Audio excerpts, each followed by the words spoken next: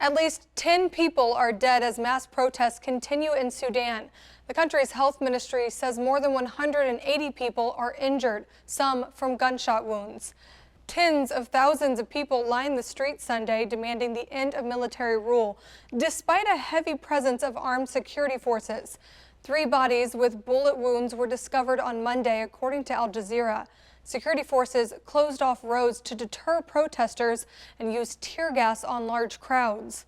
The protests started in December after the government cut subsidies on fuel, bread, and other staples. They transitioned into calls for the longtime president Omar al-Bashir to step down.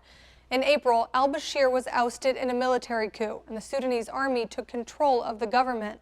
A compromise was struck in May between the military and civilian protest leaders. They agreed to transition back to civilian rule after a 3-year period. But protesters called for a quicker transition and staged a sit-in outside the military headquarters in June. Security forces launched a raid on the protest camp, killing more than 100 people and injuring hundreds more. Sudan's military leader canceled the agreement between the military and protest leaders just 1 day after the raids.